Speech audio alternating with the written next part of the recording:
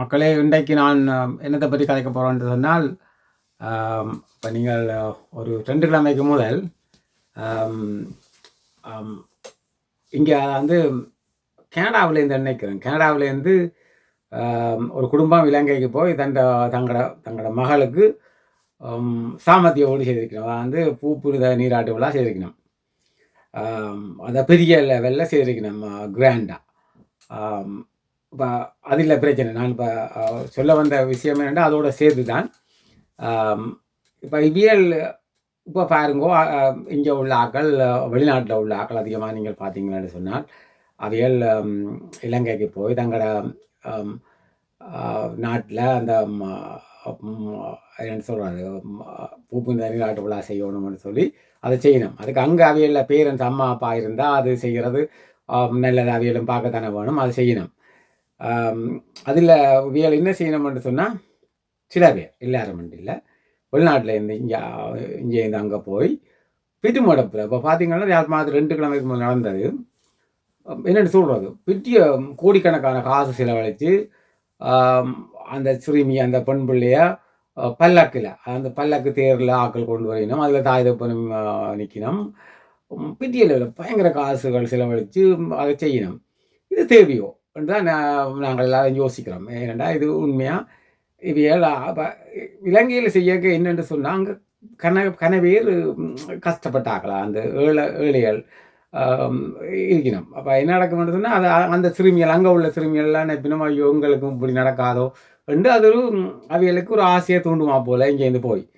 அதோடு இன்னும் உண்டு, இப்போ இங்கேருந்து இப்போ நாங்கள் அதை என்னென்னா முற்று முழுதாக சாதாரணமாக செய்கிறத நான் அதை பிள்ளைன்னு சொல்லுவேன். என்னுடைய கருத்து, தனிப்பட்ட கருத்து என்னென்னு சொன்னால், நான் அந்த சாமர்த்தியோடு செய்கிறது நான் எதுக்குறேன். நான் ஏனென்று சொன்னால், அது உங்களுக்கு தெரியும், அது அந்த கற்காலத்தில் நடந்த இந்த கற்காலத்தில் நடந்ததெல்லாம் இந்த சாமர்த்திய ஓடுகள். எப்படின்னு சொன்னால், அந்த காலத்தில் ஒரு வீட்டில் அந்த முற்காலங்களாம் இந்த லெட்டர்கள் அவர்களுக்கு வரக்கும் முற்காலம், கற்காலம்னு சொல்கிற கல்லில் செதுக்கிற காலங்களை சொல்கிறோம். வந்து இதெல்லாம் வரக்கும் முதல், மீடியாக்கள் எல்லாம் வரக்கும் முதல் அந்த காலங்களில், அரசற்ற காலங்களில், சரியாக சொல்ல போனால் அரசற்ற காலங்களில் அந்த அரச ஒடுக்குமுறைகளுக்கு இருக்கைக்குள்ள அந்த ஊர் மக்கள் தங்களை வீட்டு ஒரு வயசுக்கு வந்த பிள்ளை இருக்குன்னு செய்கிறதுக்கு தான் இந்த சாமர்த்திய ஓடுகளை செய்தவன்.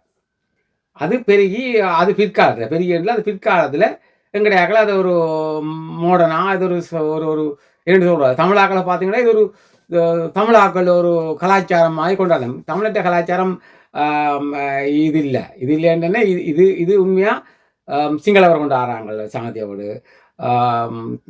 சவுத் இந்திய மக்கள் இல்லை, தெலுங்கு, கன்னடம், மலையாளம் இவையெல்லாம் இந்த சாமர்த்தியோடு கொண்டாடினோம். வேறு பேர்களில் கொண்டாடினோம்.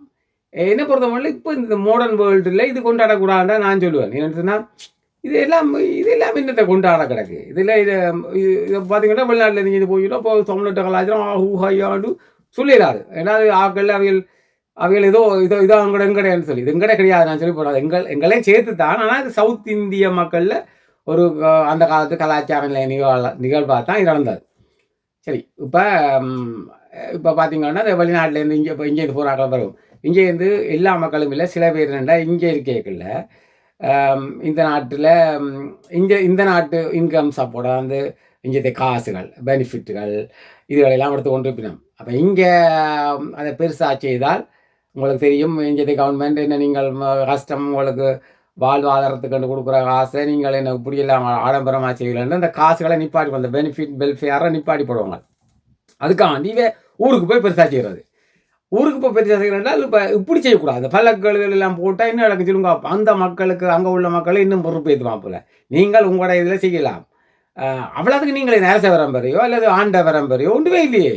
நீங்கள் இங்கே ஒரு சாதாரண ஆக்கள், அங்கே போய் கொட்டி செலவழிக்கிறீர்கள், அந்த மக்களில் பொறுப்பையும் சம்பாதிச்சு கொண்டு. அப்போ இப்போ என்னுடைய இதில் சுருக்கமாக கணக்க விஷயம் கிடக்கூடிய எனக்கு இது எப்படி உங்களுக்கு எல்லாத்தையும் சுருக்கமாக சொல்கிறேன்னு யோசிச்சு தான் இப்போ தடுமாற்றமாக கதை கேட்கல.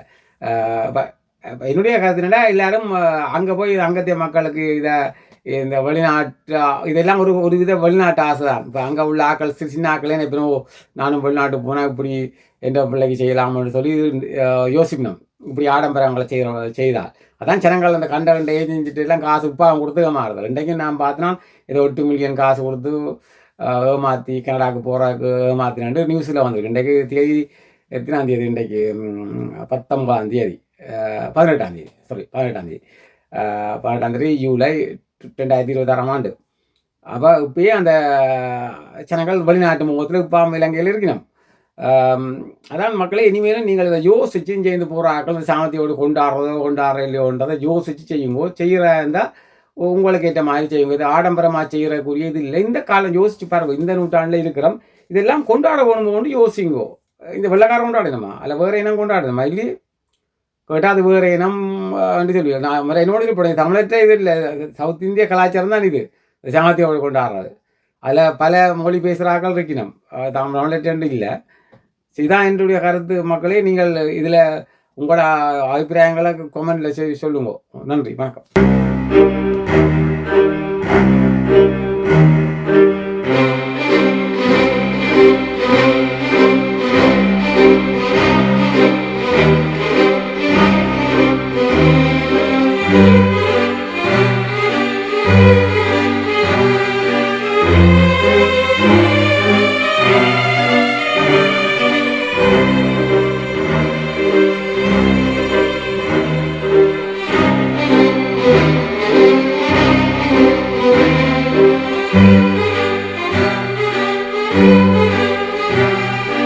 Thank you.